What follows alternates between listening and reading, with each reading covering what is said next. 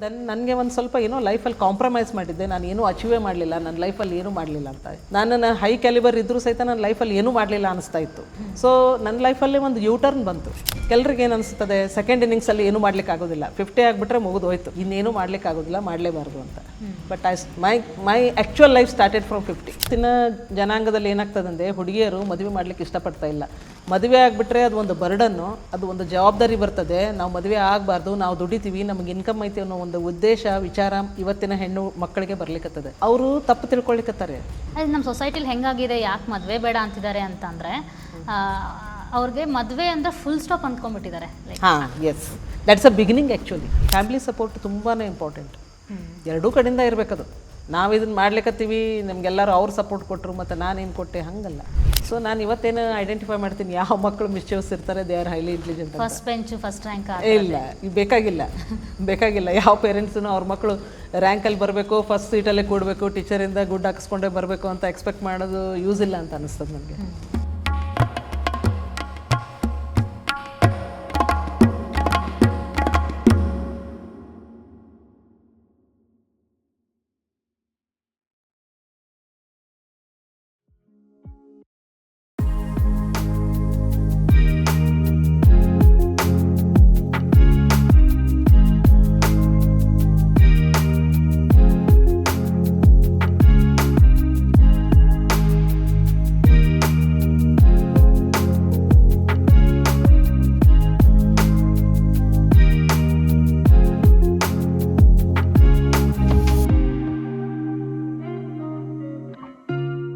ನಮಸ್ಕಾರ ವೀಕ್ಷಕರೇ, ವಚನ ಟಿವಿಗೆ ತಮ್ಮೆಲ್ಲರಿಗೂ ಸ್ವಾಗತ.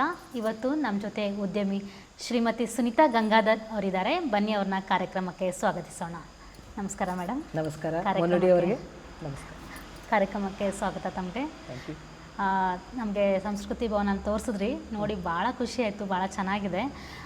ಈ ಭವನದ ಕನಸನ್ನು ನೀವು ಬಾಲ್ಯದಿಂದಲೇ ಕಾಣ್ತಾ ಬಂದಿದ್ರಾ ಅಥವಾ ಇತ್ತೀಚೆಗೆ ಹುಟ್ಟಿದ ಕನಸ ಮೇಡಮ್? ಇದು ಹೆಂಗೆ ಶುರು ಆಯಿತು ಅಂತ ಅಂದರೆ ನಿಮ್ಮ ಬಾಲ್ಯದಿಂದ ಸ್ಟಾರ್ಟ್ ಮಾಡೋಣ. ಬಿಕಾಸ್ ಕ್ಯೂರಿಯಸ್ ಆಯಿತು, ಇಷ್ಟು ಚೆನ್ನಾಗೆಲ್ಲ ಮಾಡೋಕ್ಕೆ ಇವರು ಬಾಲ್ಯ ಏನಾದರೂ ಇನ್ಸ್ಪೈರ್ ಆಯಿತಾ ಅಂತ. ಇಷ್ಟು ಒಂದು ದೊಡ್ಡ ಕನಸನ್ನು ಇವತ್ತು ನನಸಾಗಿ ನಿಲ್ಲಿಸ್ಬೇಕಂದ್ರೆ, ಬಾಲ್ಯದಲ್ಲಿ ಈ ಕನಸನ್ನು ಯಾರಿಗೂ ಕಾಣಲಿಕ್ಕೆ ಸಾಧ್ಯ ಆಗೋದಿಲ್ಲ. ಬಾಲ್ಯವನ್ನು ಪ್ರತಿಯೊಬ್ಬರು ಬರೀ ಬಾಲ್ಯವನ್ನಾಗಿ ಕಳಿಬೇಕು. ಅದಕ್ಕೆ ಯಾವುದೇ ಒಂದು ನಾವು ಮುಂದೆ ನಾವು ಈ ಥರ ಮಾಡ್ತೀವಿ, ನಾವು ಇದನ್ನು ಕಟ್ತೀವಿ ಅನ್ನೋ ಉದ್ದೇಶದಿಂದ ಕಳೆದ್ರೆ ಅದು ಬಾಲ್ಯ ಆಗೋದಿಲ್ಲ. ಮೊದಲು ಬಾಲ್ಯವನ್ನು ಅನುಭವಿಸ್ಬೇಕು ಪ್ರತಿಯೊಬ್ಬರು. ಅದೇ ಥರ ನಾನು ಮಾಡಿದೆ. ಆದರೆ ನನಗನ್ಸೋ ಮಟ್ಟಿಗೆ ಇವತ್ತು ನಮ್ಮ ತಂದೆಯವ್ರನ್ನ ನೆನೆಸ್ತೀನಿ. ನಮ್ಮ ತಂದೆ ಹೆಸರು ತೋಟಪ್ಪ ರಾಚಪ್ಪ ಇಂಗಳ್ಳಿ ಅಂತ. ಅವರು ಈ ಲ್ಯಾಂಡನ್ನು ಅವರು ನಮಗೆ ಕೊಟ್ಟಿದ್ದು. ಇದರ ಜೊತೆಗೆ ನನ್ನ ಸಿಸ್ಟರ್ಗೂ ಕೊಟ್ಟರು, ನಮ್ಮ ಇನ್ನು ಉಳಿದ ಅಕ್ಕರಿಗೂ ಕೊಟ್ಟರು. ನನ್ನ ಅಕ್ಕ ಶಕುಂತಲಾ ಅಂಥೇಳಿ ಅವರು ತಮ್ಮ ಲ್ಯಾಂಡನ್ನು ನಂಗೆ ಶೇರ್ ಮಾಡಿದರು. ನಾವೆಲ್ಲ ಸೇರಿ ನಿರ್ಮಾಣ ಮಾಡಿದ್ವಿ. ಇದು ಇವತ್ತು ಎಲ್ರಿಗೂ ಕಾಣ್ತಿರೋದು. ಸೊ ಇದ್ರ ಹಿಂದೆ ನಾವು ಹೋಗ್ತೀವಿ ಅಂತಂದರೆ ತುಂಬ ದೊಡ್ಡ ಕಥೆ ಅದು. ಇಷ್ಟು ದೊಡ್ಡ ಒಂದು ಸಾಧನೆಯನ್ನು ಮಾಡಲಿಕ್ಕೆ ಮೊದಲಾಗಿ ನಾನು ನಿಮಗೆ ಆ್ಯಕ್ಚುಲಿ ಥ್ಯಾಂಕ್ಸ್ ಹೇಳ್ತೀನಿ. ನನ್ನ ಸಾಧನೆಯನ್ನು ಗುರುತಿಸಿ ಪ್ರೊಫೆಸರ್ ಸಿದ್ದು ಆ್ಯಪಲ್ ಪರ್ವಿ ಅವರು ಇವತ್ತು ನನಗೊಂದು 4 ಮಾತುಗಳನ್ನು ವಚನ ಟಿ ವಿಯ ಮುಖಾಂತರ 4 ಜನರಿಗೆ ತಿಳಿಸ್ಲಿಕ್ಕೆ ಅವಕಾಶ ಮಾಡಿಕೊಟ್ಟಿದ್ದಕ್ಕೆ ಅವರಿಗೆ ಧನ್ಯವಾದವನ್ನು ಹೇಳಲಿಕ್ಕೆ ಇಷ್ಟಪಡ್ತೀನಿ. ನನ್ನ ಬಾಲ್ಯದಲ್ಲಿ ನಾನು ಹೆಂಗಿದ್ದೆ ಅಂದರೆ, ನೋಡಲಿಕ್ಕೆ ಸಾಮಾನ್ಯ ಇದ್ದರೂ ಸಹಿತ ನನ್ನ ನಡವಳಿಕೆ, ನನ್ನ ಆಟ ಪಾಠ ನೋಟ ಬೇರೆನೇ ಇತ್ತು. I was a very mischievous girl. ನಾನು ಯಾವತ್ತು ಫಸ್ಟ್ ರ್ಯಾಂಕ್ ಬರಬೇಕು, ನಾನು ಮಾರ್ಕ್ಸಲ್ಲಿ ಓದಬೇಕು, ಬರೀಬೇಕು, ಫಸ್ಟ್ ಬರಬೇಕು ಅನ್ನೋದು ಇರ್ತಿರ್ಲಿಲ್ಲ. ಬಟ್ ಐ ವಾಸ್ ವೆರಿ ಪ್ರತಿಯೊಂದನ್ನು ತಿಳ್ಕೊಳ್ಳೋದು, ಗ್ರಾಸ್ಪಿಂಗು ಇತ್ತು. ಎಕ್ಸಾಮ್ ಏನಾದರೂ ಬಂದುಬಿಟ್ರೆ ಸೊ ಎಲ್ಲರೂ ಬರೆದ್ಬಿಟ್ಟು ಪಾಸಾಗಿ ಮುಂದಿನ ಕ್ಲಾಸಿಗೆ ಹೋಗ್ಬೇಕು, ನಾವು ಬರೀಬೇಕು ಅಂತಂದು ಓದಲಿಕ್ಕೆ ಕಷ್ಟಪಟ್ಟರೆ ನಾನು ನನ್ನ ಅದರ್ ಆ್ಯಕ್ಟಿವಿಟೀಸ್ ಒಳಗೆ ಇರ್ತಿದ್ದೆ. ಸೊ ಇದರಿಂದ ನನಗೇನು ಅನ್ನಿಸ್ತದೆ ಅಂದರೆ, ಇವತ್ತಿನ ದಿವಸ ನಾನು ಹಿಂದೆ ಹೋಗಿ ನೋಡಿದಾಗ ನನ್ನ ಬಾಲ್ಯವನ್ನು, ಅದನ್ನು ಯಾವುದನ್ನು ನನಗೆ ಬೇಕು ಅಂತ ನಾನು ನಿರ್ಮಿಸ್ಕೊಳ್ಳಿಲ್ಲ. ನಾನು ಹೆಂಗಿದ್ದೆ ಹಾಗಿದ್ದೆ. ಬಟ್ ಅದು ನನಗೇನು ಅನಿಸ್ತದೆ ಅಂದರೆ, ಇವತ್ತು ಈ ಇಷ್ಟು ದೊಡ್ಡ ಒಂದು ಅಚೀವ್ಮೆಂಟ್ ಮಾಡಲಿಕ್ಕೆ ಅದೆಲ್ಲ ನನಗೊಂದು ಬೇಸು ಬುನಾದಿ ಆಯಿತು ಅಂತ ಅನಿಸ್ತದೆ. ಅಂದರೆ ನಿಮಗೆ ಇಷ್ಟು ಮಾಡಬೇಕು ಅಂತ ಯಾರಾದರೂ ಇನ್ಸ್ಪೈರ್ ಆಗಿದ್ರಾ, ಅಥವಾ ಇವರು ನಿಮ್ಗೆ ಇನ್ಸ್ಪಿರೇಷನ್ ಅಂತ ಅನಿಸಿ ಇದನ್ನು ಮಾಡೋಕ್ಕೆ ಶುರು ಮಾಡಿ? ಅದನ್ನು ನಾನು ಹೇಳ್ತಾ ಹೋಗ್ತೀನಿ. ಈಗ ಇದು ಇನ್ಸ್ಪಿರೇಷನ್ ಅಂತಲ್ಲ. ಫಸ್ಟು ಇದು ನಾನು ಅಚೀವ್ ಮಾಡಬೇಕು, ಏನಾದರೂ ಸಾಧಿಸಬೇಕು. ಫಸ್ಟು ಒಂದೇನೆಂದರೆ, ಯಾವುದೇ ಹೆಣ್ಮಕ್ಳಾದರೂ ಸಹಿತ ಲೇಡೀಸು ಏನು ಮಾಡಲಿಕ್ಕಾಗೋದಿಲ್ಲ, ಸಾಧ್ಯ ಇಲ್ಲ ಅಂತ ಹೇಳ್ತಾರೆ. ಸೊ ವುಮೆನ್ ಎಂಪವರ್ಮೆಂಟ್ ಬಗ್ಗೆ ಮಾತಾಡ್ತಾರೆ. ಯಾರಿಗೂ ನಾವು ಕಡಿಮೆ ಇಲ್ಲ. ಹೆಣ್ಮಕ್ಳು ಮನಸ್ಸು ಮಾಡಿದರೆ ಏನಾದರೂ ಮಾಡಬಹುದು, ಅದು ಒಂದು. ಎರಡನೇದ್ದು, ನಮ್ಮ ಒಂದು ಆಫ್ಟರ್ ಸರ್ಟನ್ ಏಜ್ ನಮಗೇನಾಗ್ತದೆ, ಈಗ ಒಂದು I have crossed 50 actually. Okay, ಈ 50 ಇಯರ್ಸ್ ಆದಮೇಲೆ ಏನಾಗ್ತದೆ, ನಮ್ಮ ಸೊಸೈಟಿಗೆ ನಾವೇನಾದರೂ ವಾಪಸ್ ಕೊಡಬೇಕು, ಗಿವಿಂಗ್ ಬ್ಯಾಕ್ ಟು ಸೊಸೈಟಿ ಅನ್ನೋ ಒಂದು ವಿಚಾರ ತಲೆಯೊಳಗೆ ಬಂತು. ಬರೀ ಇಷ್ಟು ದಿವಸ ತೊಗೊಂಡ್ವಿ. I worked in state bank of India actually. 26 years ನಾನು ಸರ್ವಿಸ್ ಮಾಡಿದೆ. ನಾನು ಬರೀ ತೊಗೊಳ್ತಿದ್ದೆ, ಇಲ್ಲಿವರೆಗೂ ತೊಗೊಳ್ತಿದ್ದೆ, ಜನರಿಗೆ ಸರ್ವಿಸ್ ಕೊಡ್ತಿದ್ದೆ. ನಾನೇನು ಕೊಡ್ಬೋದು ಜನರಿಗೆ, ಏನು ಕೊಡ್ಬೋದು, ದುಡ್ಡು ಕೊಡ್ಬೋದು, ಊಟ ಕೊಡ್ಬೋದು, ಎಷ್ಟು ದಿವಸ ಕೊಡ್ಬೋದು ಫ್ರೀಯಾಗಿ, ಅದು ಡೊನೇಷನ್ ಆಗ್ತದೆ. ಸೊ ನಾನು ಡಿಸೈಡ್ ಮಾಡಿದೆ ಜನರಿಗೆ ಕೆಲಸ ಕೊಡಬೇಕು. ಸೊ ನಮ್ಮಲ್ಲಿ ಏನು ಹೇಳ್ತಾರೆ ಅಂದರೆ, ಗಿವಿಂಗ್ ಬ್ಯಾಕ್ ಟು ಸೊಸೈಟಿ ಅಂದಾಗ 4 ಜನರಿಗೆ ಕೆಲಸ ಕೊಟ್ಟರೆ 4 ಮನೆಗಳು ನಡೀತವೆ, ಹೌದಾ? So it is a small contribution to my society. So ಈ ಜಾಗ ನಮ್ಮೂರಲ್ಲಿದ್ದಾಗ ನಾನು ಸೆಟ್ಲ್ ಆಗಿದ್ದು ಪುಣೆ ಒಳಗೆ. ಸೊ ನಾನು ಅಲ್ಲಿಂದ ವಾಪಸ್ ಬಂದು ನನ್ನ ಊರಿಗೆ ನಾನು ಒಂದು ಕೊಡುಗೆಯನ್ನು ಕೊಡಬೇಕು, ನನ್ನ ಊರನ್ನು ಗುರುತಿಸ್ಬೇಕಾದಾಗ ಅಲ್ಲಿ ಇದು ಗದಗಲ್ಲಿದೆ ಅನ್ನುವಂಥ ಒಂದು ಮಟ್ಟಕ್ಕೆ ಬರಬೇಕು.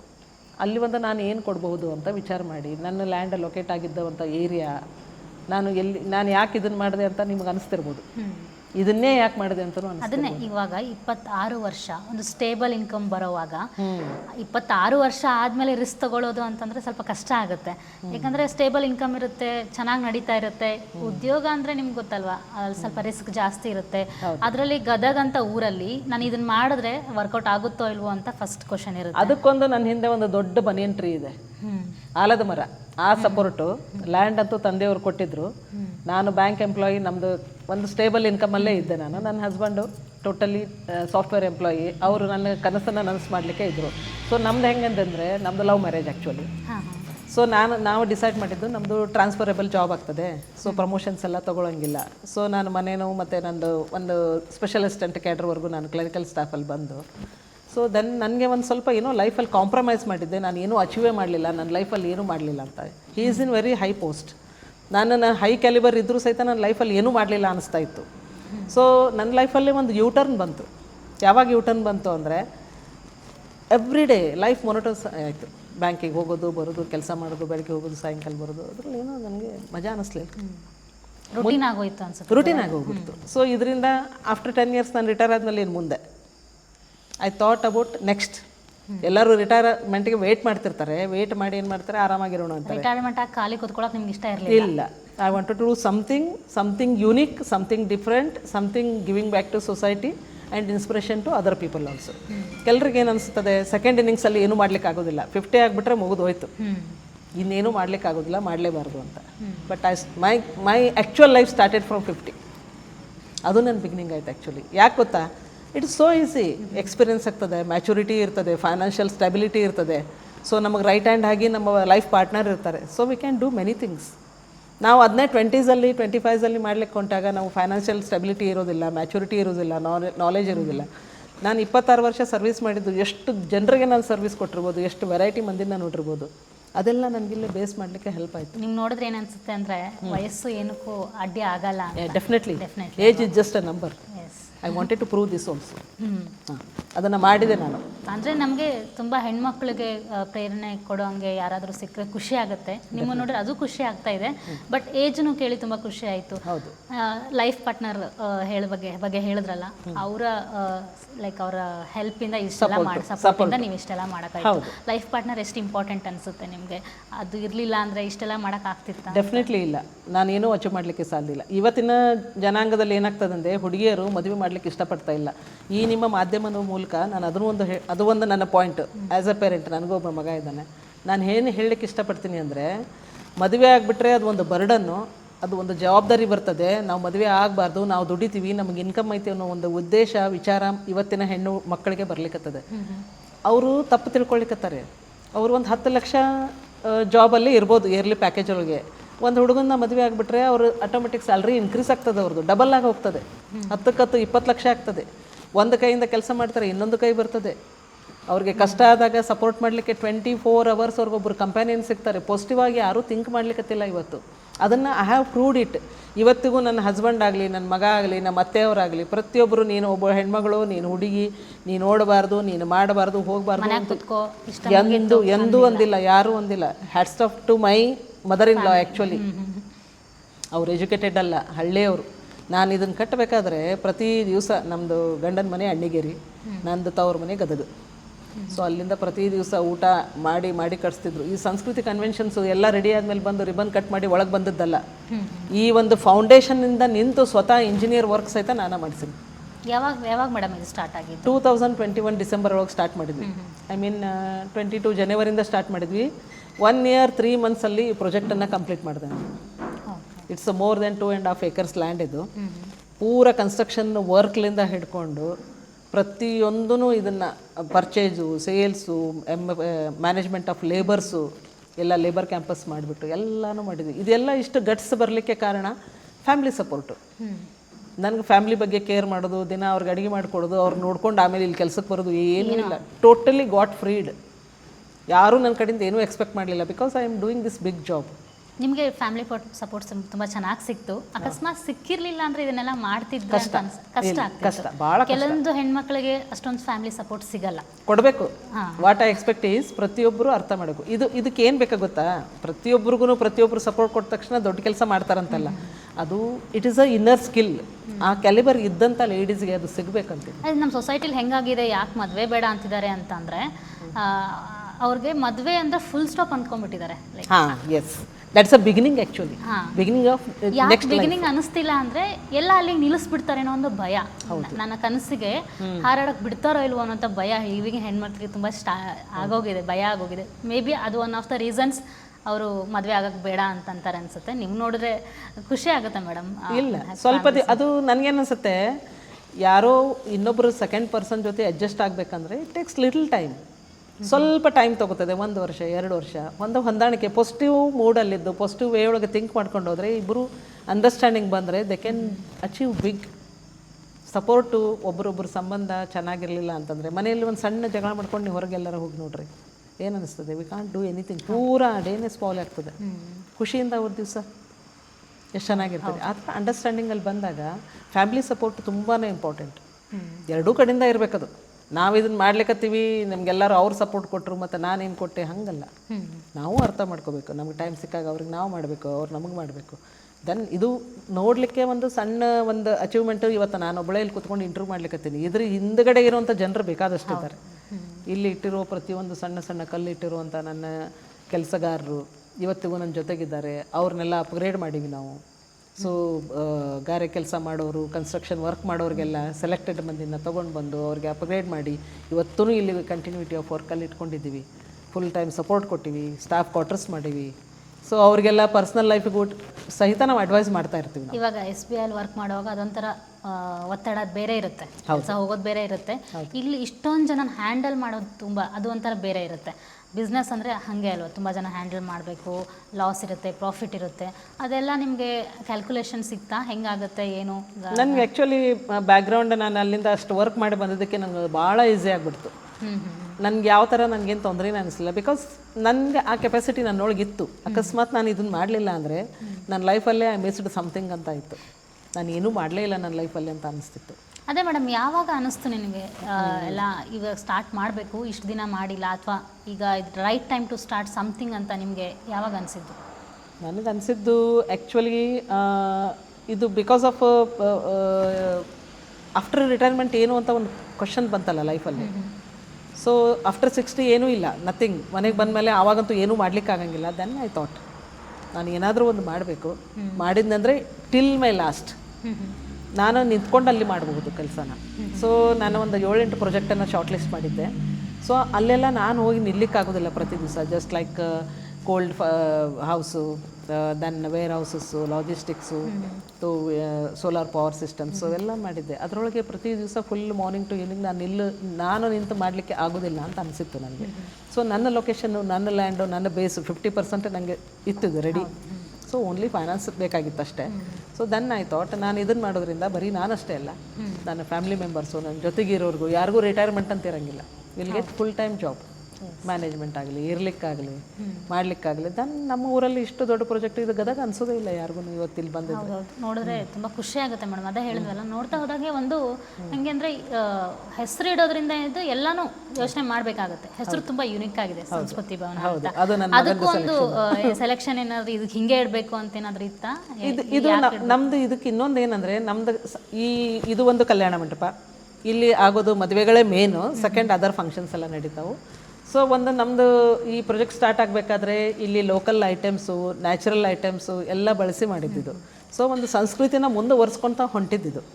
ಇಲ್ಲಿ ನಾವು ಒಳಗಡೆ ಎಲ್ಲ ನಮ್ಮಲ್ಲಿ ಹಲ್ದಿ, ಸುರ್ಗಿ ಆ ಥರ ಇವೆಂಟ್ಸ್ ಎಲ್ಲ ಮಾಡಲಿಕ್ಕೆ ಕೆಲವೊಂದು ರಿಚುವಲ್ಸ್ಗೆ, ಮೇನ್ ಹಿಂದೂ ರಿಚುವಲ್ಸ್ಗೆ ಏನು ಯೂಸ್ ಮಾಡ್ತೀವಿ ಅವನ್ನೆಲ್ಲನೂ ಪ್ರೊವಿಷನ್ ಮಾಡಿದ್ವಿ ಸ್ಪೇಸನ್ನು. ಬಿಕಾಸ್ ನಾವು ಲೇಡೀಸ್ ಮಾಡೋದ್ರಿಂದ ನಮ್ಗೆ ಗೊತ್ತದು ಏನು ಡಿಫಿಕಲ್ಟಿ ಅಂತ ಹೇಳ್ಬಿಟ್ಟು. ಸೊ ಅದಕ್ಕೆ ಆ ಹೆಸರು ಸಹಿತ ಸಂಸ್ಕೃತಿ ಅಂತ ಹೆಸರು ಇಟ್ಕೊಂಡು. ಆಮೇಲೆ ತುಂಬ ಇಲ್ಲಿ ಹೆಂಗೆ ಯುನಿಕ್ ಆಗಿದೆ ಕಲ್ಯಾಣ ಮಂಟಪ ಅಂದ್ಕೊಳ್ಳಿ, ಎಲ್ಲರಿಗೂ ಒಂದೇ ಇರ್ತೈತೆ ಅನ್ಸೋದಿಲ್ಲ. ಇದು ಭಾಳ ಯುನಿಕ್ ಆಗಿ ತೊಟ್ಟಿ ಮನೆ ಥರ ಮಾಡ್ಕೊಂಡಿರಿ, ಅಲ್ಲೆಲ್ಲ ಬಾಗಿಲೆಲ್ಲ ಭಾಳ ಯುನಿಕ್ ಆಗೈತಿ. ಅದು ಏನಾದರೂ ಐಡಿಯಾ ನಿಮ್ಮ ಮುಂಚೆಯಿಂದನೂ ಹಿಂಗೆ ಮಾಡಬೇಕು ಒಂದೇನಾದರೂ ಇದ್ದರೆ ಕೇರಳ ಸ್ಟೈಲ್ ಮಾಡಬೇಕು, ಹಾಗೆ ಅಥೆಂಟಿಕ್ ಲುಕ್ ಕೊಡಬೇಕು, ಆ ಥರದ್ದು ಏನಾದರೂ ತಲೆಯಾಗಿತ್ತಾ? ಅಥವಾ ಇವಾಗ ಕ್ಲೋಸ್ಡ್ ಎ ಸಿ ರೂಮ್ಸು ಆ ಥರ ಎ ಸಿ ಹಾಲ್ ಮಾಡಿದರೆ ಏನಾಗ್ತದೆ, ಅದು ಒಂದು ಫಂಕ್ಷನ್ಗೆ ಮದುವೆಗೆ ಡೆಕೋರ್ ಮಾಡಿದಾಗ ಆರ್ಟಿಫಿಷಿಯಲ್ ಮಾಡರ್ನ್ ಅನಿಸ್ತದೆ. ನಮಗೆ ಟ್ರೆಡಿಷ್ನಲ್ ಲುಕ್ ಬೇಕಾಗಿತ್ತು. ಟ್ರೆಡಿಷ್ನಲ್ ಅಂದಾಗ ಇದು ಕಲ್ಲು, ಹಂಚು, ಈ ಥರ ಕಲ್ಲುಗಳು ಅವೆಲ್ಲ ಕಟ್ಟಿಗೆ ಅದೆಲ್ಲ ಸೇರಿಸ್ಬಿಟ್ಟು ಅದಕ್ಕೆ ಬಾಳೆಕಂಬ, ಮಾವಿನ ಎಲೆ ಕಟ್ಟಿದಾಗನೇ ಚಂದ. ಅದಕ್ಕೆಲ್ಲ ಲೈಟಿಂಗ್ ಮಾಡಿದ್ರೆ ಇನ್ನೂ ಬ್ಯೂಟಿಫುಲ್, ಒಂಥರ ಟ್ರೆಡಿಷ್ನಲ್ಲು, ಹಳ್ಳಿ type, going back to olden days type. ಇವಾಗ ಅದು ಮತ್ತೆ ಬರ್ತಾ ಇದೆ ವಾಪಸ್ ಎಲ್ಲ ಕಡೆ. ಸೊ ಇದು ಮತ್ತೆ ಎಲ್ಲ ಕಡೆ ಇಲ್ಲದನ್ನು ನಾವು ಮಾಡಬೇಕು ಈಗ ಸದ್ಯಕ್ಕೆ. ಇವಾಗೆಲ್ಲ ರಿಪೀಟ್ ಆಗ್ತಾ ಇದನ್ನು ನೋಡ್ಬಿಟ್ಟು ಮತ್ತೆ ಯಾರೋ ಮಾಡ್ತಿರ್ಬೋದು, ಅದು ಬೇರೆ. ಹೆಂಗೆ ನಡೀತದೆ ಮೇಡಮ್ ಎಲ್ಲ ಇಲ್ಲಿ? ಚೆನ್ನಾಗಿದೆ ರೆಸ್ಪಾನ್ಸು. ಇವಾಗ 3rd ಇಯರ್ ಕಂಪ್ಲೀಟ್ ಆಯಿತು. It's too good. ಎಲ್ಲ ಜನರಿಗೆ ಅಶ್ಯೂರೆನ್ಸ್ ಎಲ್ಲ ಚೆನ್ನಾಗಿ ನಡೀತಾ ಇದೆ. ಆದರೂ ನೀವು ಅಲ್ಲಿಗೆ ನಿಲ್ಲಿಸಲಿಲ್ಲ? ಇಲ್ಲ, ಇವೆಂಟ್ ಮ್ಯಾನೇಜ್ಮೆಂಟ್ ಸ್ಟಾರ್ಟ್ ಮಾಡಿದ್ವಿ. ಯಾಕೆ ಮೇಡಮ್ ಅದು ಯಾಕೆ ಬಂತು, ಹೆಂಗೆ ಸ್ಟಾರ್ಟ್ ಮಾಡಬೇಕು? ಈಗ ಇವೆಂಟ್ ಮ್ಯಾನೇಜ್ಮೆಂಟ್ ಯಾಕಂದರೆ ಅದು ತುಂಬ ರಿಸ್ಕ್. ಇವೆಂಟ್ ಮ್ಯಾನೇಜ್ಮೆಂಟ್ ಜಗತ್ತು ಅಂದರೆ ದೊಡ್ಡ ವಾಸ್ಟ್ ಜಗತ್ತು. ಅದರಲ್ಲಿ ಹೆಂಗೆ ಆಗುತ್ತೆ, ಅದು ಗದಗಂತ ಊರಲ್ಲಿ ನಡೆಯುತ್ತೋ ಇಲ್ವೋ ಅನ್ನೋದಿರುತ್ತೆ. ಇದನ್ನಂತರೂ ಸ್ಟಾರ್ಟ್ ಮಾಡಿದ್ರಿ, ಚೆನ್ನಾಗಿ ನಡೀತಾ ಇತ್ತು. ಇದನ್ನು ನೀವು ಹಾಗೆ ನಡ್ಸ್ಕೊಂಡು ಹೋಗೋಣ ಅನ್ಕೊಳ್ಳಿಲ್ಲ, ಇವೆಂಟ್ ಮ್ಯಾನೇಜ್ಮೆಂಟ್ ಕೂಡ ಸ್ಟಾರ್ಟ್ ಮಾಡಬೇಕು ಅನ್ಕೊಂಡ್ರಿ. ಅದು ಹೆಂಗೆ ಸ್ಟಾರ್ಟ್ ಆಯಿತು? ಇದನ್ನು ನಾವು ಸ್ಟಾರ್ಟ್ ಮಾಡಿದಾಗ ನಾವು ಇಲ್ಲಿ ಬುಕ್ಕಿಂಗ್ ಬಂದಿರೋ ಜನರಿಗೆ ನಾವು ಕಮಿಟ್ ಆಗಿರ್ತೀವಿ. ನಿಮಗೆ 4 ಗಂಟೆಗೆ ಕೊಡ್ತೀವಿ ನಮ್ಮ ಪ್ರಾಪರ್ಟಿನ. ನೆಕ್ಸ್ಟ್ ಡೇ ಇನ್ನೊಬ್ರು ಇರ್ತಾರೆ, ಅವ್ರಿಗೆ ಹೇಳಿರ್ತೀವಿ 4 ಇಲ್ಲ 6 ಗಂಟೆಗೆ ಕೊಡ್ತೀವಿ. Because we need some 2 hours buffers clean ಮಾಡಲಿಕ್ಕೆ ಎಲ್ಲ ಅಂಥೇಳಿ. ಸೊ ಒಂದು ಫಸ್ಟ್ ಇಯರ್ ಹಂಗೆ ನಡೀತಿತ್ತು. ಜನರು ಏನು ಮಾಡ್ತಿದ್ರು, ಇವೆಂಟ್ನವ್ರು ಯಾರೋ ಬರೋದು, ಡೆಕೋರ್ ಮಾಡೋದು, ಅವ್ರು ಹೋಗ್ಬಿಡೋದು, ಅದನ್ನು ಕ್ಲಿಯರ್ ಮಾಡೋಂಗಿಲ್ಲ ಅವ್ರು ಮುಗಿದ ಮೇಲೆ. ನೆಕ್ಸ್ಟ್ ಇರೋರಿಗೆ ನಾನು ಅದೇ ಪ್ರಾಮಿಸ್ ಮಾಡಿದ ಟೈಮ್ಗೆ ಡೆಲಿವರಿ ಮಾಡ್ಲಿಕ್ಕೆ ಆಗಲಿಲ್ಲ ನನ್ನ ಕಡೆಯಿಂದ. ಸೊ ಭಾಳ ಡಿಫಿಕಲ್ಟ್ ಆಗಿಬಿಡ್ತು. ಅವ್ರು ಯಾರು ಮಾಡಿದ್ರು, ಎಲ್ಲಿ ಹೋದರು ಗೊತ್ತಾಗ್ತಿರ್ಲಿಲ್ಲ. ಸೊ ನನ್ನ ಕಂಟ್ರೋಲಲ್ಲಿ ಬರಲಿಲ್ಲ. ದೆನ್ ವಿ ಥಾಟ್ ಇದನ್ನು ನಾವೇ ಮಾಡಿಕೊಂಡ್ರೆ, ಸೊ ನಾವು ನಮ್ಮ ಕೈಯೊಳಗೆ ಇತ್ತಂದರೆ ನಾವು ಜನರಿಗೆ ಏನು ಕಮಿಟ್ ಆಗ್ತೀವಿ, ಏನು ಪ್ರಾಮಿಸ್ ಮಾಡ್ತೀವಿ, ಇರೋ 24 hours ಫುಲ್ ಟೈಮ್ ಅವ್ರಿಗೆ ಯುಟಿಲೈಸ್ ಮಾಡ್ಲಿಕ್ಕೆ ಕೊಡಬೇಕು ಅನ್ನೋ ಒಂದು ಉದ್ದೇಶಕ್ಕೆ ನಾನು ಇವೆಂಟ್ ಪ್ಲ್ಯಾನಿಂಗು ಮಾಡೋಣ ಅಂತ ನಾನೇ ಓನಾಗಿ ಡೆಕೋರ್ ಮಾಡಿಸ್ಲಿಕ್ಕೆ ಸ್ಟಾರ್ಟ್ ಮಾಡಿದೆ. ಸೊ ನನ್ನ ಕಂಟ್ರೋಲಲ್ಲಿ ಲೇಬರ್ಸ್ ಎಲ್ಲ ಬರ್ತಾರಂಥೇಳಿ. ಸೊ ಅದೇ ಟೈಮ್ಗೆ ನಮ್ಮ ಮಗ ಏನು ಮಾಡಿದ್ರು, ಈ ಸಾಫ್ಟ್ವೇರಲ್ಲಿ IT ವರ್ಕ್ ಮಾಡ್ತಿದ್ದ ಹುಡುಗ, ಈ wanted to do start a company, startup ಮಾಡ್ಬೇಕಂತ ಇತ್ತು ಅಂತ ಒಳಗೆ. ಸ್ಟಾರ್ಟಪ್ಪಲ್ಲಿ ಏನಾಗ್ತದೆ, ಮ್ಯಾನೇಜ್ಮೆಂಟ್ ಇರ್ತದೆ, ಸ್ಕೇಲಿಂಗ್ ಅಪ್ ಆಫ್ ಆಫೀಸಸ್ ಎಲ್ಲ ಇರ್ತದೆ ಆ ಥರ. ಸೊ ಅದು ಈವೆಂಟ್ ಮ್ಯಾನೇಜ್ಮೆಂಟ್ ಇರ್ಬೋದು, ಮತ್ತೊಂದು ಇರ್ಬೋದು. ಸೊ ಅವನು ಇಲ್ಲಿ ನೋಡಿ 3-4 ವರ್ಷದಿಂದ ನನ್ನ ಜೊತೆಗಿದ್ದು ನೋಡಿದ್ದಕ್ಕೆ then he thought I will start a event management company ಅಂತ ಹೇಳಿ. ಇವಾಗ ಹುಬ್ಬಳ್ಳಿ ಧಾರವಾಡಕ್ಕೂ ಮಾಡ್ತಾರೆ, ಗದಗಿಗೂ ನೋಡ್ಕೊಂಡು ಹೋಗ್ತಾನೆ. ಸೊ ನಮ್ಮದು ನಾನು ಕೂಡ ಅದರೊಳಗೆ ಇಬ್ಬರು ಶೇರ್ ಮಾಡ್ಕೊಂಡು ಮಾಡ್ತೀವಿ. But main he is doing that. So ಇದರಿಂದ ಏನಾಗ್ತದೆ, ಜನರಿಗೆ ಕನ್ವೀನಿಯನ್ಸನ್ನು ಹೆಚ್ಚಿಗೆ ಕೊಡಲಿಕ್ಕೆ ಸಾಧ್ಯ ಆಗ್ಲಿಕ್ಕತ್ತದೆ. ಬಂದವ್ರಿಗೆ ಒನ್ ಸ್ಟಾಪ್ ಸೊಲ್ಯೂಷನ್ ಅಂತ ನಾವು ಹೇಳ್ಬೋದು. ಅವ್ರು ಎಲ್ಲೂ ಬೇರೆ ಕಡೆ ಹೋಗಂಗಿಲ್ಲ. ಅವ್ರಿಗೆ ಏನು ಬೇಕೋ ಅವ್ರ ಡ್ರೀಮ್ ಫುಲ್ಫಿಲ್ ಮಾಡಲಿಕ್ಕೆ ಯಾವ ಥರ ನಾವು ಅವ್ರಿಗೆ ಸಪೋರ್ಟ್ ಮಾಡ್ಬೋದು, ಹೆಂಗೆ ಐಡಿಯಾಸ್ ಕೊಡ್ಬೋದು, ತುಂಬ ಚೆನ್ನಾಗಿ. ಈ ಬ್ಯಾಂಗ್ಳೂರು ಲೆವೆಲಲ್ಲಿ, ಮುಂಬೈ ಲೆವೆಲಲ್ಲಿ, ಮುಂಬೈಲೆಲ್ಲ ಆಗಲಿಕ್ಕಿಲ್ಲ, ರಿಸಾರ್ಟಲ್ಲಿ ಆಗ್ಬೋದು. ಹೈ ಲೆವೆಲಲ್ಲೇ ಮ್ಯಾರೇಜಸ್ ಆಗ್ತವೆ. ಎಲ್ಲರೂ ಅಂತಾರೆ ರೇಟೂ ಕಡಿಮೆ, ಸಣ್ಣವರೊಳಗೆ ಇಷ್ಟು ಬ್ಯೂಟಿಫುಲ್ ಮದುವೆ ಆಗ್ತಾವೆ ಅಂತ. ಸೊ ನಾನೇನಂತೀನಿ, ನಮ್ಮೂರು ಜನರಿಗೂ ಯಾಕೆ ಸಿಗಬಾರ್ದು ಈ ಫೆಸಿಲಿಟಿ? ಬರೀ ದೊಡ್ಡೂರವ್ರು ಅಷ್ಟೇ ಯಾಕೆ ಎಂಜಾಯ್ ಮಾಡಬೇಕು, ನಮ್ಮವ್ರನ್ನ ಮಾಡಲಿ, ಆಗಲಿ ಎಂಜಾಯ್ ಮಾಡಲಿ, ಮೆಮರೀಸ್ ಕ್ರಿಯೇಟ್ ಮಾಡ್ಕೊಂಡು ಇಲ್ಲಿಂದ ಹೋಗಲಿ ಅಂತ. ನಿಮ್ಮ ಬಾಲ್ಯದ ಬಗ್ಗೆ ಸ್ವಲ್ಪ ಜಾಸ್ತಿ ಕುತೂಹಲನೇ ಇದೆ ನನಗೆ. ಹೆಂಗಿತ್ತು ಅಂತ, ಎಲ್ಲಿ ಓದಿದ್ರಿ, ಅಥವಾ ನಿಮ್ಮ ಬಾಲ್ಯದ ಬಗ್ಗೆ ನಮಗೆ ಸ್ವಲ್ಪ ಜಾಸ್ತಿ ಹೇಳಿ ಅಂತ. ನನ್ನ ಬಾಲ್ಯದ ಬಗ್ಗೆ ಹೇಳಬೇಕಂದ್ರೆ, ನಾರ್ಮಲ್ ಚೈಲ್ಡ್, ನಾನು ಮಿಸ್ಚುವಸ್ child.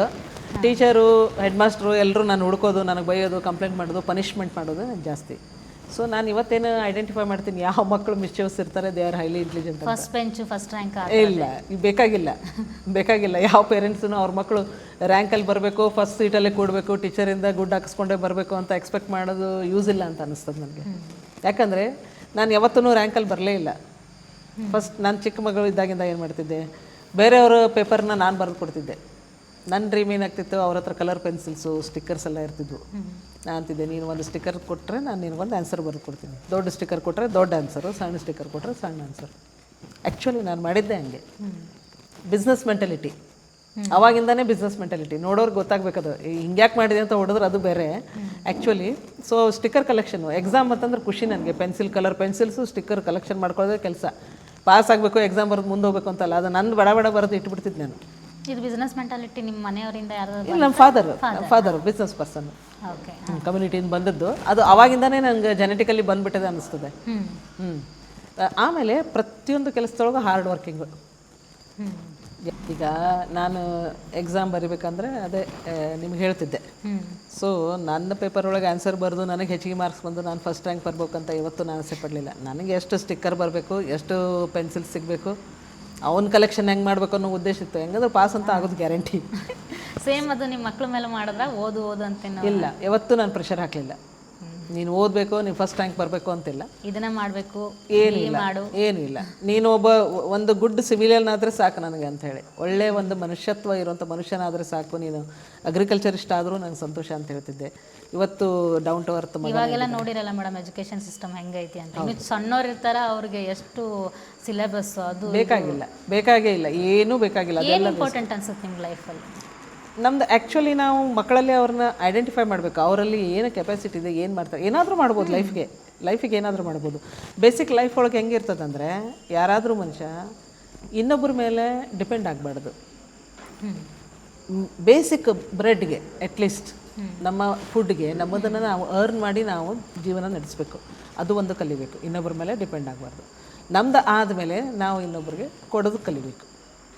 So giving to somebody. ಅದು ಎಲ್ಲರಿಗೂ ಬರುತ್ತೆ, ಹುಡುಗಿರಾಗಲಿ ಹುಡುಗರಾಗಲಿ, ಅದಕ್ಕೆ ಸಂಬಂಧ ಇಲ್ಲ. ಜೆಂಡರ್ ಇದಕ್ಕೆ ಸಂಬಂಧನೇ ಇಲ್ಲ. All are equal. Basic bread and butter ತಗೊಳ್ಳೋಷ್ಟು ದುಡಿಯೋದು, ಫೈನಾನ್ಷಿಯಲ್ ಇಂಡಿಪೆಂಡೆನ್ಸ್ ಹುಡುಗಿರ್ಗೆ ಇಂಪಾರ್ಟೆಂಟ್. ಹೌದು. ನೀವು ಅದಕ್ಕೆ ಎಷ್ಟು ಅಗ್ರಿ ಆಗ್ತೀರಾ ಮೇಡಮ್? ಹುಡುಗಿರ್ಗೆ ಅಷ್ಟೇ ಇಲ್ಲ, ಹುಡುಗರಿಗೂ ಇಂಪಾರ್ಟೆಂಟ್. ಅವ್ರಿಗೆ ಎಲ್ಲರೂ ದುಡಿಬೇಕು. ಅವ್ರು ದುಡಿಲಿಲ್ಲ ಅಂದ್ರೆ ಹಂಗೆ ಇಲ್ಲ ಇವಾಗ ಹೇಳ್ತಿದ್ದೆ, ಎಲ್ಲರೂ ಆಲ್ ಆರ್ ಈಕ್ವಲ್. ನನ್ನ ಹತ್ರ ಯಾವತ್ತೂ ನಾನು ಜೆಂಡರ್ ಡಿಫ್ರೆನ್ಷಿಯೇಷನ್ನು ಮನೆಯಲ್ಲಿದ್ದಾಗ ಎಲ್ಲರೂ ಮನೆಯಲ್ಲೂ ನಮ್ಮ ಏಜ್ ಒಳಗಂತೂ ಡೆಫಿನೆಟ್ಲಿ ಇರ್ತಿತ್ತು. ಹೈಯರ್ ಎಜುಕೇಷನ್ಗೆ ಕಳಿಸ್ಬೇಕಾದ್ರೆ ನಾನು ಮೆಡಿಕಲ್ ಓದಿ ಡಾಕ್ಟರ್ ಆಗಬೇಕಂದೆ. ನಮ್ಮದರು ನಿನಗಿಷ್ಟು ಖರ್ಚು ಮಾಡಿ ಮೆಡಿಕಲಿಗೆ ಕಳಿಸ್ಬಿಟ್ರೆ ನಿನ್ನ ಮದುವೆಗೂ ಅಷ್ಟು ಖರ್ಚು ಮಾಡಬೇಕು, ಬೇಡ, ಏನು ಯೂಸು? ಸೊ ಇದೆಲ್ಲ ಇದು. So I fought for that. ಒಂದು ಹೊಸ ರೆವಲ್ಯೂಷನನ್ನು ಪ್ರತಿಯೊಂದು ನನ್ನ ಬಾಲ್ಯದಿಂದನೇ ಮಾಡ್ಕೊಂಡು ಬಂದೆ ನಾನು. ಎಷ್ಟು ಸಣ್ಣ ವಿಷಯ ಅಂತಂದರೆ, ಕನ್ನಡ ಮೀಡಿಯಮಲ್ಲಿ ಓದ್ಕೊಂಡು ಬರ್ತೀವಿ. ಬಂದಮೇಲೆ ಇಂಗ್ಲೀಷ್ ಮೀಡಿಯಮ್ಗೆ ನಾ ಹೋಗ್ತೀನಿ ಅಂದಾಗ, ನೀನು ಯಾಕೆ ಇಂಗ್ಲೀಷ್ ಮೀಡಿಯಮ್ಗೆ ಹೋಗಬೇಕು, ಕನ್ನಡನೇ ಕಂಟಿನ್ಯೂ ಮಾಡು, ನಿನ್ನ 3 ಅಕ್ಕಂದಿರೆಲ್ಲ ಅದನ್ನೇ ಓದ್ಯಾರ, ನೀನು ಅದನ್ನೇ ಓದು.